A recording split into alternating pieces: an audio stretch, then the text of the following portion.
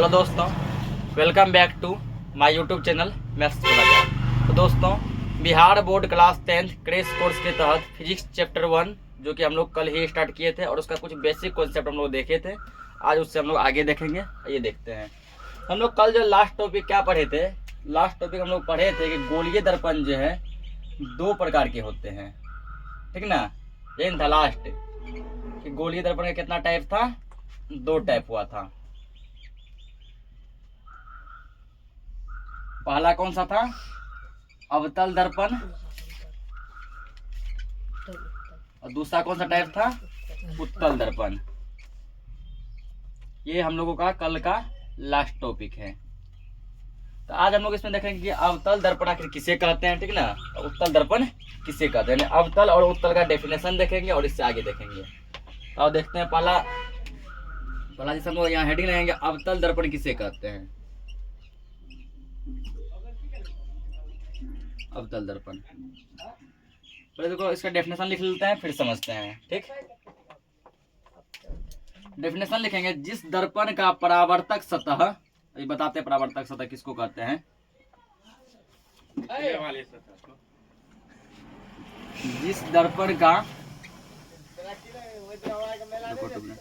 जिस दर्पण का परावर्तक सतह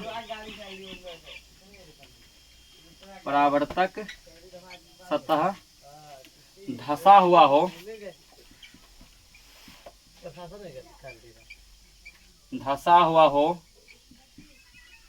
उसे अवतल दर्पण कहते हैं।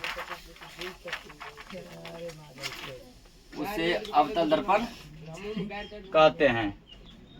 जिस दर्पण का परावर्तक सतह क्या हो, धंसा हुआ हो, उसे क्या कहेंगे, अवतल दर्पण कहते हैं।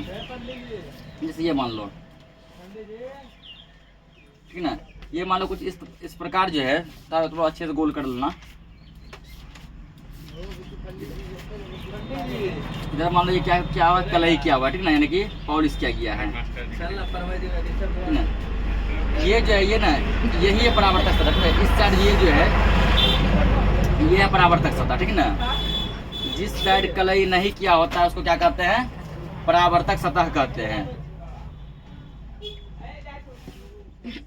ये परावर्तक सतह, ठीक ना। हो सकता है या तो ऐसा हो, या फिर मान के चलो ऐसा भी, इस साइड से भी ऐसे कर सकते हैं हम लोग।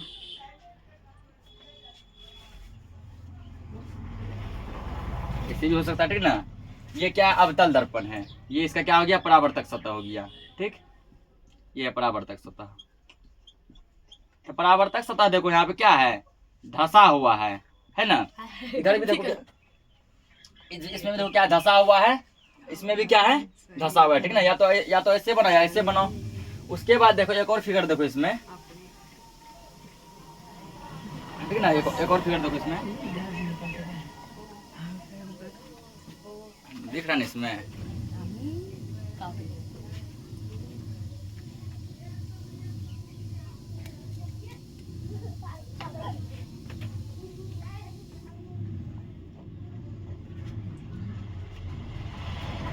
ये क्या देखो, अवतल दर्पण है, ठीक ना। परावर्तक सतह इसका क्या है, धंसा हुआ है। इस दर्पण का मान लो नाम यहाँ कुछ मान लेते हैं। फॉर एग्जांपल मान लो एम डैश, इसका मान लो क्या मान लिया हम, दर्पण का मान लो नाम है। तो ये जो बीचों बीच जो लाइन जो खींचते हैं, ठीक ना, इसको हम लोग कहते हैं प्रधान अक्ष। इस लाइन को हम लोग क्या बोलते हैं, प्रधान अक्ष बोलते हैं, प्रधान अक्ष। यहाँ पर देखो एक पॉइंट होता है, ठीक ना। इस पॉइंट को हम लोग कहते हैं ध्रुव। इसको लिखते हैं पी से। ये जो पॉइंट जो है इसको क्या बोलते हैं हम लोग, ध्रुव बोलते हैं। इसको किससे लिखते हैं, पी से। ये है ध्रुव, ठीक। उसके बाद जटी ना, यहाँ से यहाँ तक, यहाँ एक पॉइंट होता है, इसको कहते हैं फोकस। इस लिखते हैं एफ से। ये क्या है, फोकस है, फोकस।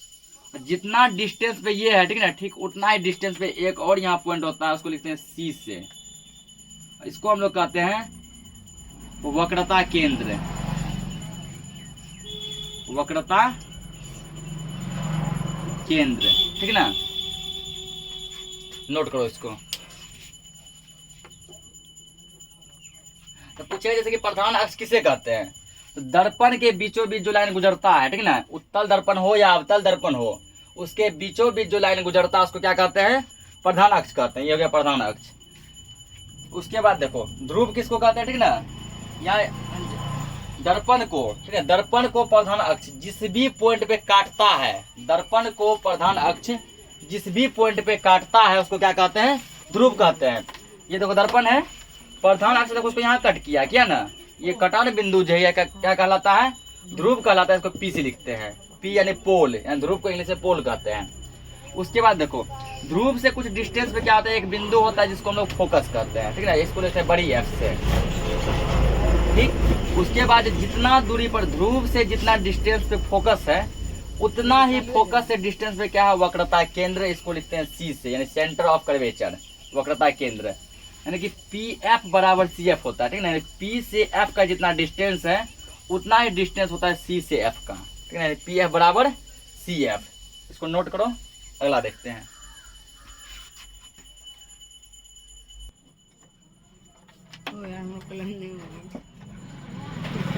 इसका डेफिनेशन क्या, उत्तल दर्पण, ठीक है ना, इसका लिखेंगे जिस दर्पण का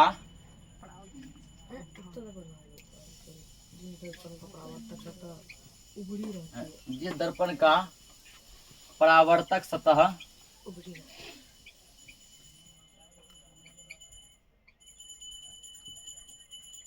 उभरा हुआ होता है, उभरा यानी उठा हुआ, ठीक ना, उभरा हुआ होता है, उसे उत्तल दर्पण कहते हैं।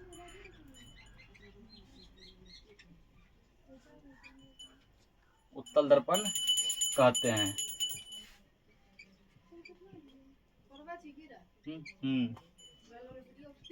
उसे उत्तल दर्पण कहते हैं। इसका कुछ इस प्रकार होगा, ठीक ना, जैसे मान लीजिए दर्पण है, कलाई जो इस साइड किया होगा ये है, ठीक ना, या फिर मान के चलो तुम इस इधर से भी तुम कलाई कर सकता है, इधर से मतलब पॉलिश किया, ठीक ना। ये क्या हो गया, ये एक्स का हो गया परावर्तक सतह, परावर्तक सतह। इसमें क्या हो जाएगा, इसमें ये हो जाएगा, इसका परावर्तक सतह हो जाएगा ना, इसका ये हो गया परावर्तक सतह और इसका ये हो गया। इसमें जैसे देखो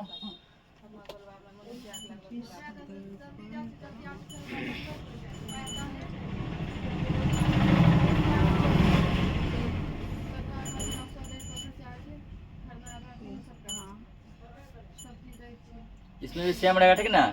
इसको मान लो तुम एम, इसको क्या मान लो एम डैश, ये इसके बीचों बीच एक रेखा गया, ये क्या प्रधान अक्ष, ठीक ना, ये इसका ध्रुव हो गया पी यानी पोल, और इसके बाद ये इसका हो गया एफ यानी फोकस, ये इसका हो गया सी यानी कि वक्रता केंद्र, ठीक है ना।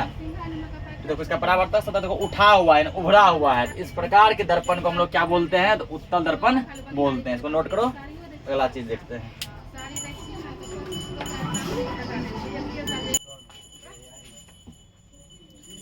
अगला देखो हेडिंग क्या दिया है कि गोलीय दर्पण की फोकस दूरी और उसकी वक्रता त्रिज्या में संबंध, ठीक ना। तो गोलीय दर्पण यहाँ देखो दो टाइप का हुआ था, एक उत्तल और दूसरा अवतल, ठीक ना। यानी ये जो संबंध, ये जो रिलेशन जो लागू होगा, ये दोनों ही दर्पण के लिए लागू होगा, उत्तल के लिए भी और अवतल के लिए भी। तो देखो पहले यहाँ पे एक नया टॉपिक आया फोकस दूरी और एक आया है वक्रता त्रिज्या। पहले समझते हैं ये दोनों क्या है। फॉर एग्जाम्पल जैसे मान चलो एक हम लोग क्या करते हैं, तो अवतल दर्पण बनाते हैं।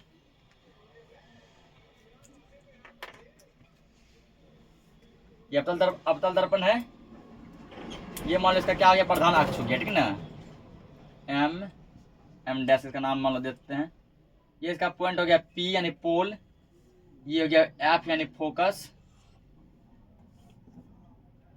ये हो गया इसका सी वक्रता त्रिज्या, ठीक ना। एक यहाँ बना लेते हैं हम लोग उत्तल दर्पण भी। ये कौन सा दर्पण है, ये है अवतल, ठीक ना, अवतल दर्पण है ना, अवतल दर्पण। ये तो उत्तल में भी देखते हैं।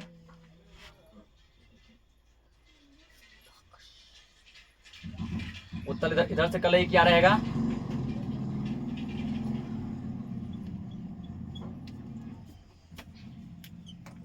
ये मान लो पोल हो गया, इसमें भी सेम ही रहता है कि एफ फोकस वक्रता केंद्र एम एम डैश पूछिएगा, ठीक ना। तुमको मान के चलो कि अवतल दर्पण में फोकस जो किधर होता है, देखो अवतल दर्पण में फोकस जो परावर्तक सतह की ओर होती है, यह परावर्तक सतह, इसी साइड में फोकस भी है और वक्रता केंद्र भी है, ठीक ना। उत्तल दर्पण में फोकस देखो परावर्तक सतह के विपरीत दिशा में है, परावर्तक सतह उस साइड है ना, फोकस और वक्रता केंद्र इस साइड, ये है उत्तल दर्पण।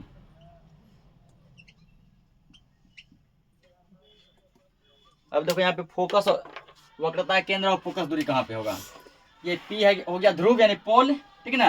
ये एफ हो गया फोकस, इसके और इसके बीच का जो डिस्टेंस होता है ये कहलाता है स्मॉल एफ। स्मॉल एफ कहने का मतलब हुआ फोकस दूरी, ठीक ना। उसके बाद देखो सी से लेकर पी तक का डिस्टेंस, सी से लेकर पी तक का जो डिस्टेंस जो कहलाता है ये होता है कैपिटल आर, वक्रता त्रिज्या, ठीक ना। इसमें भी वही होगा, पी से एफ का डिस्टेंस, पी से एफ का डिस्टेंस जो कहलाएगा ये कहलाएगा फोकस दूरी। फोकस दूरी को हम लोग लिखते हैं स्मॉल एफ से, ठीक ना। और सी से लेकर पी का जो डिस्टेंस जो होगा ये कहलाएगा क्या, कैपिटल आर। कैपिटल आर कहने का मतलब हुआ वक्रता त्रिज्या, ठीक ना, वक्रता त्रिज्या रेडियस ऑफ कर्वेचर। हम यहाँ लिख सकते हैं, यहाँ देखो, पहले देखो यहाँ पी क्या है, ध्रुव है, पी क्या है, ध्रुव है, ठीक ना। उसके बाद देखो एफ कैपिटल एफ, ये क्या है, फोकस है, कैपिटल एफ क्या है, फोकस। उसका सी देखो, सी क्या है, सी है वक्रता केंद्र,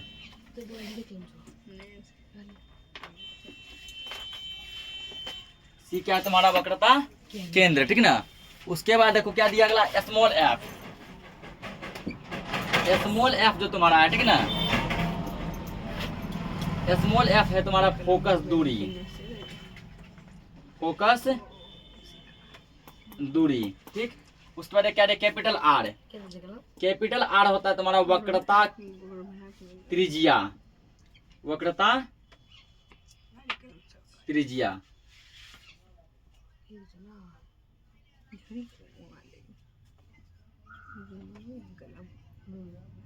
वक्रता त्रिज्या, ठीक। उसके बाद ये दोनों दर्पण में लागू होगा, ठीक ना, उत्तल अवतल में भी और उत्तल में भी।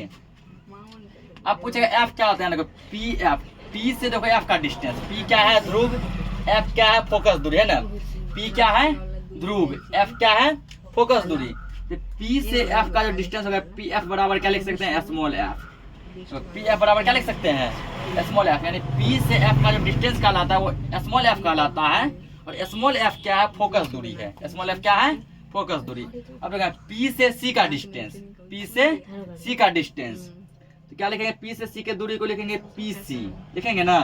पी सी बराबर क्या लिख सकते हैं, कैपिटल आर। देखो पी से सी का डिस्टेंस कैपिटल आर कहलाता है, पी से सी का डिस्टेंस क्या कहलाता है, कैपिटल आर। और कैपिटल आर यहाँ पर क्या है, वक्रता त्रिज्या, ठीक ना। कैपिटल आर क्या है, वक्रता त्रिज्या। ये सब हम बेसिक बताए हैं, इसमें उतना नहीं लिखना है। ये पूछेगा तुमको ऑब्जेक्टिव में क्या संबंध है, ठीक ना। हो गया, मिटा दे इसको, फिगर हो गया ना पढ़ोला। तो देखो अब संबंध क्या है जो कि मेन पूछेगा।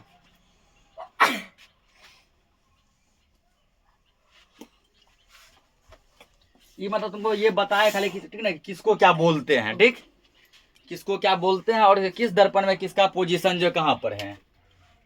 अब देखो संबंध क्या है, क्या दिया, गोलीय दर्पण की फोकस दूरी और उसकी वक्रता त्रिज्या में क्या संबंध है। संबंध लिखेंगे, गोलीय दर्पण की फोकस दूरी, फोकस दूरी किससे लिखते हैं, स्मॉल एफ से लिखते हैं ना, ब्रैकेट में लिख सकते हैं स्मॉल एफ। गोलीय दर्पण की फोकस दूरी और गोलीय दर्पण की फोकस दूरी उसकी वक्रता त्रिज्या, वक्रता त्रिज्या, वक्रता त्रिज्या की क्या लिखते हैं, आर, ठीक ना। वक्रता त्रिज्या की आधी होती है, ये रिलेशन आधी होती है। फोकस दूरी जो है हमेशा वक्रता त्रिज्या क्या होगा, आधी होगा, चाहे उत्तल हो या अवतल हो। यानी हम लोग यहाँ लिख सकते हैं F इक्वल R/2। F क्या है, वक्रता त्रिज्या का आधा है, आधा को लिखते हैं बटे में 2 करके। F क्या है, तो वक्रता त्रिज्या का आधा है, ठीक। या ठीक ना, या तो ये लिखो या देखो अथवा कर दो, अथवा मतलब या ही होता है, ठीक। अथवा लिखो गोलीय दर्पण की वक्रता त्रिज्या, अथवा गोलीय दर्पण की वक्रता त्रिज्या, वक्रता त्रिज्या। ये दिमाग लगाओ, जब फोकस जो है, सॉरी फोकस दूरी जो है वक्रता त्रिज्या का आधा हुआ, फोकस दूरी वक्रता त्रिज्या क्या हुआ, आधा हुआ, तो इसका मतलब वक्रता त्रिज्या जो है फोकस दूरी का 2 गुना होगा ना। क्योंकि फोकस दूरी क्या हुआ, वक्रता त्रिज्या का आधा हुआ, तो वक्रता त्रिज्या जो फोकस दूरी का क्या हो जाएगा, 2 गुना। ये भी रिलेशन है, ये भी रिलेशन है। ऐसा अथवा मतलब होता है या, ठीक ना, अथवा यानी कि या गोलीय दर्पण की वक्रता त्रिज्या, इसको आर से लिखते हैं, ये नीचे हो गया होगा। गोलीय दर्पण की वक्रता त्रिज्या उसकी फोकस दूरी की, गोलीय दर्पण की वक्रता त्रिज्या उसकी फोकस दूरी किससे लिखें, एफ से, फोकस दूरी की 2 गुनी होती है, 2 गुनी होती है। ये ऑब्जेक्टिव में जो है लाखों बार पूछा गया, ठीक ना। यानी आर जो है वक्रता त्रिज्या का 2 गुना होगा, आर इक्वल टू एफ। बहुत बार पूछा, ठीक ना, कि गोलीय दर्पण की वक्रता त्रिज्या उसकी फोकस दूरी की क्या होती है। ऑप्शन देता है आधी होती है, 2 गुनी होती है, बराबर होती है, ठीक ना।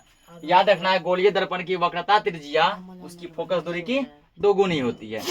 या पूछता है गोलीय दर्पण की फोकस दूरी उसकी वक्रता त्रिज्या की क्या होती है, तो गोलीय दर्पण की फोकस दूरी उसकी वक्रता त्रिज्या की आधी होती है। या तुमको पूछेगा, ठीक ना, कि गोलीय दर्पण में या उत्तल दर्पण में या अवतल दर्पण में आर और एफ में क्या संबंध है। आर और एफ में संबंध है F equal R/2, F equal R/2 या आर इक्वल टू एफ, ठीक है ना। इसको नोट करो, अगला कॉन्सेप्ट देखते हैं। गणित नहीं है ना सर। देखो एक न्यूमेरिकल, तो क्या अवतल दर्पण की फोकस दूरी ज्ञात करें, क्या निकालना है, फोकस दूरी। कब, जब उसकी वक्रता त्रिज्या कितनी हो, 36 सेंटीमीटर हो, ठीक है ना। देखो यहाँ पे अभी जस्ट तुमको बताया है कि फोकस दूरी और वक्रता त्रिज्या में क्या संबंध है। तो फोकस दूरी वक्रता त्रिज्या की आधी होती है ना। पहले यहाँ लिखेंगे, यहाँ दिया है, क्या दिया है, तो देखो वक्रता त्रिज्या दिया है ना। वक्रता त्रिज्या किससे लिखते हैं, आर से लिखते हैं। तो आर का वैल्यू दिया है, कितना दिया गया है, 36 सेंटीमीटर दिया है ना। निकालना क्या है, फोकस दूरी निकालना है। इसीलिए फोकस दूरी बराबर हम लोग जानते हैं, जस्ट पढ़े हैं, R/2, R/2। आर का मान कितना दिया है, 36 बटे में 2, कितना बार में कटेगा ये, 18 बार में, ठीक ना। तो एफ का वैल्यू कितना आ जाएगा, 18 सेंटीमीटर। फोकस दूरी कितना आ गया, 18 सेंटीमीटर। क्या था, जब फोकस दूरी निकालना हो और वक्रता त्रिज्या दिया हो तो ये फॉर्मूला यूज करेंगे, एफ इक्वल R/2। आर का वैल्यू दिया था, कटा के मेरा आंसर कितना आ गया, 18 सेंटीमीटर। इसको नोट करो। एक और न्यूमेरिकल देखते हैं। अगला क्वेश्चन देखो है, यदि उत्तल दर्पण की फोकस दूरी, इसमें देखो फोकस दूरी दिया गया है, कितना दिया है, 25 सेंटीमीटर। पूछा क्या है, वक्रता त्रिज्या, ठीक ना। तो जो दिया है उसको लिख लो पहले, दिया है, दिया है, क्या दिया है, फोकस दूरी दिया है ना। फोकस दूरी का हम लोग लिखते हैं स्मॉल एफ से। एफ का मान दिया है, कितना दिया है, 25 सेंटीमीटर। पूछा क्या, आर पूछा है ना, इसीलिए आर इक्वल, आर का फॉर्मूला होता है 2f, होता है ना 2, इसके बीच गुना साइलेंट है, गुना f का मान कितना है 25 सेंटीमीटर। 25 दूना कितना हो गया 50, यानी वक्रता त्रिज्या हो जाएगा 50 सेंटीमीटर। इसको नोट करो, आगे देखते हैं। देखो अगला टॉपिक क्या दिया, अवतल दर्पण का उपयोग, ठीक ना, कि अवतल दर्पण का उपयोग किन किन चीजों में किया जाता है और कहाँ कहाँ किया जाता है, ठीक ना। तो जिसके देखो बहुत सारे उपयोग हैं और एग्जाम में तुमको उतना उपयोग नहीं पूछेगा। ये क्वेश्चन जब भी बनता है 2 नंबर में बनता है, ठीक ना। बोलेगा अवतल दर्पण के 3 उपयोग लिखें, अवतल दर्पण के 2 उपयोग लिखें, 2 या 3 ही पूछता है। तो पहला देखो जैसे लिखेंगे, इसका पहला उपयोग, पहला होगा, ठीक ना, हजामती दर्पण के रूप में। अवतल दर्पण का पहला उपयोग कहाँ करते हैं, हजामती दर्पण के रूप में। कहने का मतलब वह हजामती मतलब वह सैलून में, ठीक ना, यानी कि दाढ़ी बनाने में जो दर्पण का यूज करते हैं सैलून में, वो कौन दर्पण है, अवतल दर्पण। याद रखना जितना भी सैलून हो, चाहे वो बड़ा बड़ा शहर का सैलून हो या फिर छोटा छोटा गांव का सैलून हो, ठीक ना, उसमें जो दर्पण जो लगा होता है सैलून में, वो कौन सा दर्पण है, अवतल दर्पण है, ठीक ना। सैलून में कौन सा दर्पण होता है, अवतल दर्पण, उसी को हम लोग हजामती कहते हैं। हजामती दर्पण के रूप में मतलब हुआ कि सैलून में जो लगाते हैं, तो सैलून में हम लोग अवतल दर्पण का उपयोग करते हैं। दूसरा देखो,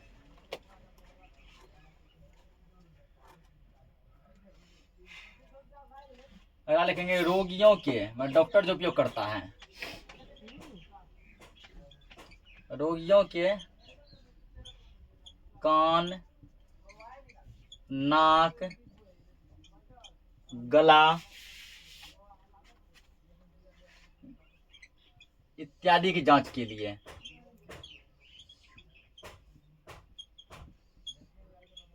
इत्यादि की जांच के लिए डॉक्टर जो, ठीक ना, डॉक्टर के जैसे मान के चलो किसी का कान में मतलब बीमारी है, ठीक, कान को उसको चेक करना, ठीक ना, तो कान के अंदर में जो है झांकने के लिए, देखने के लिए किस दर्पण का उपयोग करते हैं, अवतल दर्पण का।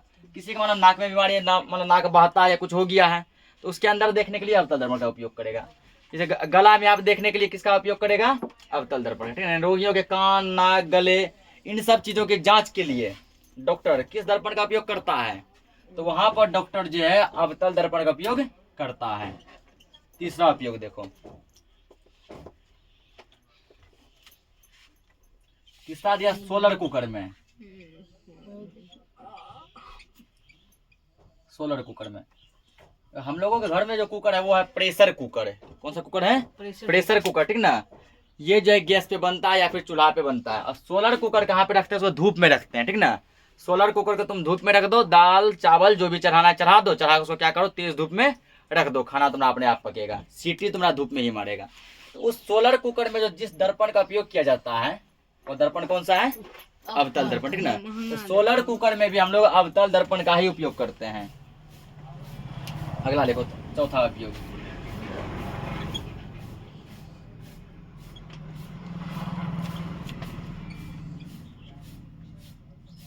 Search light,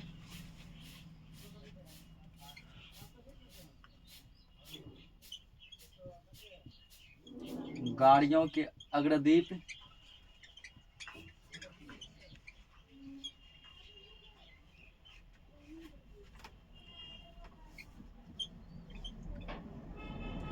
torch, table lamp,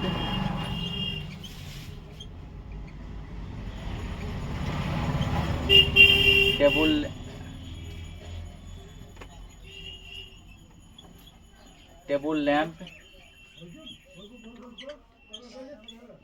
इत्यादि में परावर्तक सतह के रूप में।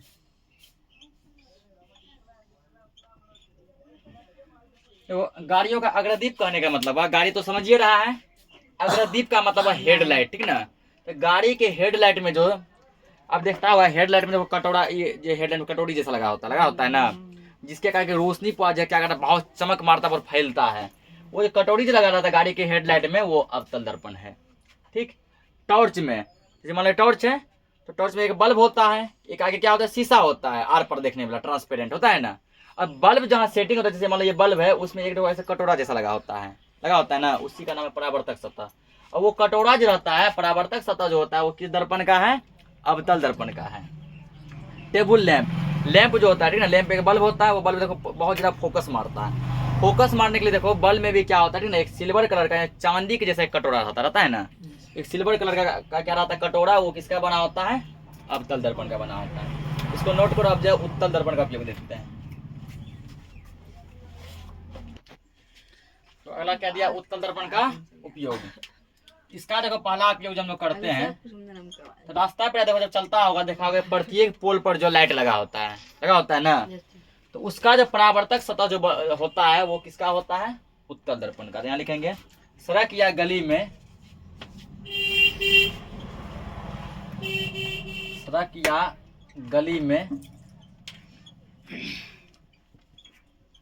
उसको कहते हैं स्ट्रीट लाइट।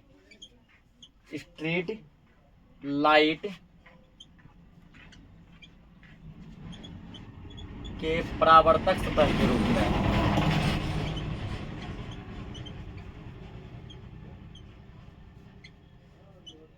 परावर्तक सतह के रूप में पहला उपयोग तो ये हो गया। इसका दो ही लिखेंगे। और दूसरा लिखेंगे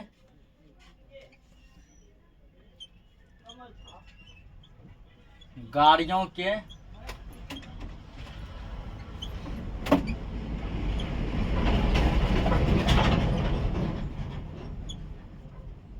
के साइड मिरर के रूप में।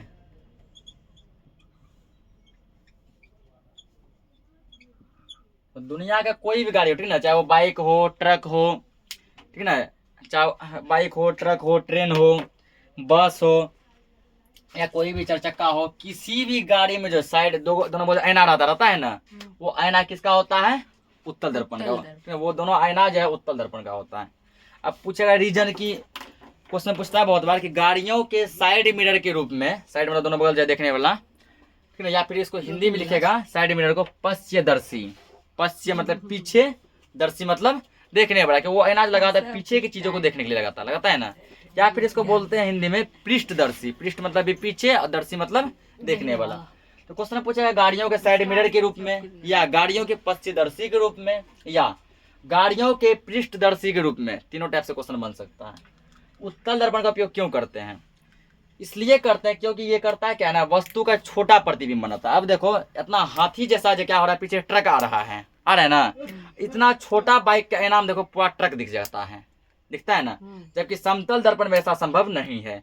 समतल दर्पण में होता है क्या, वस्तु के आकार का प्रतिबिंब बनता है, ठीक ना, वस्तु के आकार का प्रतिबिंब बनता है।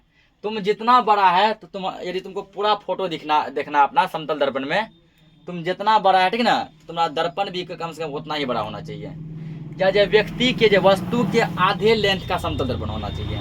ये ट्रक समझो इतना बड़ा है, ठीक ना, उसका यदि पूरा फोटो देखना हमको, तो ट्रक के आधे लंबाई का हमको दर्पण लाना पड़ेगा। कौन सा दर्पण? समतल दर्पण। तब वो क्या करेगा, ट्रक का पूरा फोटो बनाएगा, ठीक ना। और अवतल दर्पण क्या करता है? अवतल दर्पण में भी देखिए करता है, बड़ा फोटो वगैरह बनता है, ठीक ना। और ये क्या करता है, उत्तल दर्पण छोटे से जगह में बड़ा प्रतिबिंब बना देता है, मतलब पूरा बनाता है। अब देखो पूरा, देखो पीछे देखो पूरा बड़ा सा ट्रक आ रहा है या कोई भी गाड़ी आ रहा है, इतना छोटा बड़ा 4 उंगली के दर्पण में देखो, 4 उंगली के आईना में पूरा ट्रक कवर हो जाता है। तब भी आईना की जगह बच जाता है ना। मतलब बुलेट का ऐसा गोल आईना है, ठीक, और पीछे देखो कोई ट्रक आ रहा है, तो इतने दूर में देखो उसका ट्रक पूरा बन गया, फोटो बन गया ना, और साइड खाली चल रहा है। इतना क्षमता ये है कि वो हवाई जहाजों को फोटो बना लेगा। यही रीजन है, ये करता क्या है ना, बहुत कम जगह में जो है विस्तृत प्रतिबिंब बनाता है। विस्तृत मतलब बड़ा बनाता है, इसका एरिया जो बड़ा होता है। यही कारण से हम लोग क्या करते हैं, उत्तल दर्पण का उपयोग साइड मिरर के रूप में करते हैं।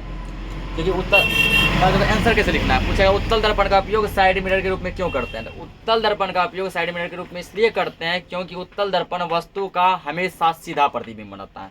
पहला पॉइंट तो ये हो गया, सीधा प्रतिबिंब बनाता है। और दूसरा है कि इसका जो है दृष्टि क्षेत्र वो विस्तृत यानी बड़ा होता है, ठीक ना। बड़ा कहने का मतलब है कि इसके अंदर इतना जगह है कि लगभग जितना तुम फोटो लगेगा ना, वो सबको अपने अंदर कैप्चर कर लेता है, सबको तुम्हारे सामने क्या करता है, दिखा देता है। समझ में आ गया? तो ठीक है, आज के लिए क्लास को इतना ही रखते हैं, ठीक ना। बाकी जो भी टॉपिक होगा कल हम लोग देखते हैं। तब तक के लिए जय हिंद।